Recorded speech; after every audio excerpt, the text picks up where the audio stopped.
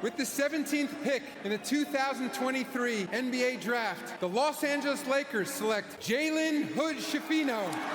Jalen Hood-Schifino, the young prospect out of Indiana, was drafted by the Lakers in 2023 in hopes of being a scoring guard who would be able to handle the ball and take pressure off of LeBron and Austin Reeves, being compared to Spencer Dinwiddie, Bradley Beal, and CJ McCollum. Possessing a 6'5" frame and a 6'10" wingspan, the ability to work the pick and roll, pull up and shoot, along with good playmaking skills, and the size to be a good defender, he had all the tools he needed to be something special in this league. But yet the Lakers got rid of him in the Luka Doncic trade to head to Utah, where he was cut not even 24 hours later. Now he's on the G League roster for the Delaware Bluecoats, affiliate of the 76ers, and in his 3 games for them, he's putting up 27 points per game on a ridiculous 57% shooting and 50% from the three-point line. Unfortunately for Hood-Schifino, he's fighting in an uphill battle from here on out for the rest of his career. Instead of getting time to develop and flourish as a young player, he was thrown into the fire to play for the Lakers, not given opportunity to grow and develop, and he was quickly shipped out in the blink of an eye. Markelle Fultz, Marvin Bagley, and James Wiseman are some really high potential guys that were all taken in the top 2 of the draft, and all of them are struggling to find their spot in today's league after having a rough welcoming into the NBA. What's the common denominator in each of these guys' stories causing them to go from the hype of the draft to major disappointment? Is it the team that's causing them to fail to develop into their full potential? Hello everyone, I'm Mason, and let's talk about the issue of why a lot of these young prospects aren't panning out in today's NBA. Hey, make sure to drop a like and subscribe if you have not already, and hey, if you sub, here you go, here's $20, my guy. Thank you. Now to start off, what is a true prospect? In a lot of cases, you look at a guy such as Dalton Knecht in today's NBA for the Lakers, which he's not as big of a prospect because he was a more polished player coming in. After spending 5 years at the college level, Dalton Knecht was drafted at age 23, coming in as a more polished player than a guy such as Hood-Schifino we mentioned before, who came into the draft at just age 20 and after spending 1 season in college. And it is guys like Jalen Hood-Schifino that are the true definition of a prospect, someone that they have a high ceiling potential, and while their actual playing level may be lower, your goal as a team is to try to get them to reach that. A very good example of this right now, such as Tajon Salon of the Charlotte Hornets, who came into the league as pretty much just a project for them to work on, and it's very prominent that when you draft a project player, you have to put a lot of time and effort in to develop them. Now, there's a couple different ways that you can go about this. When it comes to developing a young prospect, you can either A, mentor them behind a really elite player. We saw this with Steve Nash back in the day. He was 22 years old when he was drafted. He came into the league playing behind Jason Kidd and Kevin Johnson. So for him to even get any playing time at all was pretty impressive, and he ended up developing into a 2-time NBA MVP and would end up leading the league in assists 5 times in his career. Steve Nash being able to develop behind 2 great all-time point guards helped him learn how to run the offense in his own way and also be an extremely efficient guy on that side of the floor. Now, this mentorship can be done in a couple of different ways, and again, we see this kind of in the NFL. The Green Bay Packers are very good at developing quarterbacks because they had Brett Favre and they let Aaron Rodgers sit behind him for a couple of seasons, and then Aaron Rodgers comes in, Jordan Love sits behind him for a couple of seasons, and so on and so forth, and they just kind of have a quarterback cycle of being able to have your mentor help develop that young player and give him some of their knowledge. A more recent example of this is Shai Gilgeous-Alexander being mentored by Chris Paul when he was in Oklahoma City. Even to this day, Shai gives Chris Paul a lot of credit for what he's able to accomplish in the NBA. And now the other way to develop a young prospect is to kind of just throw them out there and let them figure it out themselves. This is usually easier to do when you have a fairly young team, such as the Portland Trail Blazers trying to develop Scoot Henderson, and they're just still trying to figure that out. But since they have a young team, they have a lot of time to kind of work around and see what they want to do with that guard lineup of Shaedon Sharpe, Anthony Simons, and Scoot Henderson. Scoot did have a very rough start in his first season, but he is doing better this year efficiency-wise. He has bumped up his field goal percentage and his three-point percentage, both by nearly 5%. And while the Lakers decided to take the second option of kind of throwing Jalen Hood-Schifino out there to try to develop him, he didn't get a lot of opportunity or a lot of playing time, and last season in his time on the Lakers, he only averaged 5 minutes per game in the 21 games that he played, a lot of them being in blowouts. He did get a little bit of time in the G League playing in 15 games in which he averaged 22 points a game on some pretty good shooting splits. The deal with this is the guy that they drafted in Jalen Hood-Schifino was someone that if they really wanted a guy with impact right away, they should have gone for an older, more veteran player. They could have gone for a Jaime Jaquez at age 22, or even a Ben Shepherd or a Julian Strother that both are a little bit older and have a little more experience for that role. What we noticed quickly with the Lakers after a few appearances from Hood-Schifino is that they were not very set on keeping him whatsoever, and because the Lakers are not a young team and they're trying to compete for a championship, so they can't just give Hood-Schifino the reins to do whatever he wants on the court. However, we can apply being mentored by the veteran players. Being mentored by LeBron and even Luka Doncic is something that would very much help his progression as a player, and especially build up his playmaking aspect of his game, similar to how Steve Nash was learning behind Jason Kidd and Kevin Johnson. It helped him become the ultimately great playmaker that he ended up being throughout his career. We can also see this was effective in the Jordan Poole progression, as he started off very rough as a rookie, but learned from playing behind Steph Curry to become ultimately the Warriors' second coming of Steph Curry that would come off the bench. And while he may not have been quite as good as Steph, he would still get similar defensive treatment at times because he was very good at getting a shot off. He fit very well into their system that they had as an elite guard that was trying to either get open off of screens or run around and then be able to create his own shot off the dribble. And one of the biggest things in today's NBA is that teams are just not patient whatsoever, and fans are not that way either. A front office can get very frustrating to deal with as a fan if you see that they're trying to put all their marbles into a young guy or a group of young guys that you just don't see the light in that they do. And you can tell it's a little out of control when the Mavs gave up on Luka Doncic, who was third in MVP voting and led the league in scoring last season. A front office like the Golden State Warriors, after one rough incident between Draymond and Jordan Poole, shipped him out, and he had a very rough start to his career, shooting 33% from the field in his first year, and now he's finally starting to flourish in Washington, being the #1 option. At the end of the day, all things considered, one thing it really boils down to for some of these guys is that they don't also want to put in the work to become a better player. For some guys, it truly is just once they made it to the NBA, that's it. They're done. They have accomplished their dream, which for some of them, that's great. And honestly, you can't really knock them for it, because if you have a childhood dream of getting to the NBA and you get there, that is a major life success. But for some of the guys, getting there is just the beginning, and becoming a superstar level talent is something that only few can achieve. We see a guy like Giannis Antetokounmpo, who came in as a very raw player who wasn't able to do a lot on the basketball court, put on a ton of muscle, used his athleticism, size, strength, became very coordinated and good with his footwork, and ends up becoming one of the best players in the NBA for the past 7 seasons. So again, our subject of today's video, Jalen Hood-Schifino, while he may not be on the Lakers anymore and he has to work his way out through the G League now, we can only hope that we'll see him find success, as at Indiana he was a very fun player to watch, and while efficiency has never really been his strong suit, so far in the G League he has been very, very efficient, and we can only hope that it translates to the NBA with his scoring capabilities, and we can hope his playmaking will pick up as well and he can become a threat in both of those ways. And that raises another question: why are teams so quick to give up? Well, in the NBA, time is money, literally. Especially with a team like the Lakers, they are trying to prime the championship window for LeBron James, so getting rid of Anthony Davis and the Luka Doncic deal, they are still trying to maximize their window of winning a championship with LeBron. If Hood-Schifino would have gone to a different team, such as the Brooklyn Nets, let's say, he might have gotten a lot more opportunity because they don't have a lot of depth at that position and they don't have anything to really compete for. Now, teams are very quick to give up because in the NBA, if you put all your time and effort into a player that is a big project, if you don't see signs right away, you might second guess that draft pick, which is what happened with a guy like Markelle Fultz, who the 76ers drafted during their time of the process with their #1 pick. Now, he's a guy that never really figured out how to shoot the 3 ball when he made it to the league. And again, after 2 quick seasons with the 76ers and finally getting a year on the Magic in which he was not only healthy, but actually ended up participating in 72 games. Ever since then, Markelle Fultz has pretty much fallen off of a cliff, now just kind of getting some random garbage time minutes with the Sacramento Kings. Now, the true reality is the front office has to be very cutthroat with decisions like this. Either you put your all into a guy like this, or you just give up right away. Some teams very much struggle to make those decisions and don't cut off guys early enough, and other guys stay around way too long. Now, when you have a guy like James Wiseman, who's taken with the 2nd overall pick in the 2020 draft by the Warriors, he faced a lot of injuries pretty early into his career. He was decent, but he wasn't anything the Warriors were expecting. Now, the problems with James Wiseman is he seems to have more of a passive play style, shoots a lot of jump shots, doesn't really like a lot of body contact, and for a big guy, that's not exactly a good trait to have, and he's pretty slow on the defensive side of the ball. all. While these may be some traits that can possibly be corrected a little bit, with Wiseman being constantly injury prone as it is, it's not a good sign for him going forward, especially if you try to make him more of a bruising kind of big. Another very good example of this is a guy like Marvin Bagley, who was taken with the #1 overall pick in 2018, ahead of guys like Luka Doncic, Trae Young, and Shai Gilgeous-Alexander, who have all turned into stars of today's league, as the Sacramento Kings were hoping that they find their next franchise cornerstone. And with Bagley, he just lacked a lot of simple basketball fundamentals that you really can struggle to get by without in the NBA, as he was a guy that very much relied on his dominant athleticism and size at the high school and college level, and while he was a very good player at both of those levels, it just did not translate well for him in the NBA, and he was just a little bit too weak at times to also keep up with some of the stronger bigs, and he was too slow-footed to keep up with the guards. And while we can't fully write off any of these guys, as they also do have the ability with their talent and potential still to go out and become the players they are destined to be, not all of them are going to turn out that way, and that's just the unfortunate fate of the NBA. Now, in some rare occurrences, we actually do see a career turnaround from some of these guys that don't really get a chance beginning early on, and for a lot of them, it can actually put a chip on their shoulder to make them grind even harder going forward. A guy like Gabe Vincent went undrafted in 2019, but would end up signing with the Miami Heat, didn't really get a lot of rep for his first 2 seasons, and then slowly became a huge rotational piece and was a big part of the reason they went to the finals in the 2023 season, and he had a very incredible playoff run. In the Eastern Conference Finals against Boston in 2023, he put up 15.8 points per game on 48.5% from the field, 51.5% from 3, playing 34.5 minutes per game, and without him, there's a very high chance that they might not have made it to the NBA Finals. And we can't forget about Gabe Vincent's former teammate Jimmy Butler on those Miami Heat teams, and when he was a rookie drafted in 2011 with the 30th pick, he barely got any rep at all either, only playing in half of the games that season with 8.5 minutes per game, would slowly start working his way up in his playing time, and the team finally realized what his value was on the court. Now, it wasn't until the 2013 NBA playoffs in which Jimmy Butler would have a very good defensive series guarding LeBron James. Even though the Bulls would find their way out of the playoffs in this series, it very much noted to the Bulls how good he truly was. And while there's no doubt in my mind that one of the best turnaround stories that we saw early in the NBA was from Chauncey Billups, who was drafted with a 3rd overall pick by the Celtics in 1997, would bounce around from team to team to team, would end up on the Timberwolves. He ended up having one good season for them and would go to the Pistons, in which he was a very vital part of their deep playoff runs, and he even won a Finals MVP along with it. He ended up having a long 17-year successful career in the NBA and ended up being inducted into the Hall of Fame just last year. Overall, do you think that there's something wrong that the front offices are doing to try to get these guys to their maximum potential? Do you think it's more on the players, or do you think it's a little bit of both? I think it is honestly a little bit of both, as some of the players do not put in all the effort that other guys might, but the front offices also are so quick to give up, and in a snap of a finger, you can either be cut or you could end up on a team on the other side of the country. Make sure to drop a like and subscribe to the channel if you enjoyed today's video, and I appreciate you guys staying till the end. And as always, see you next time.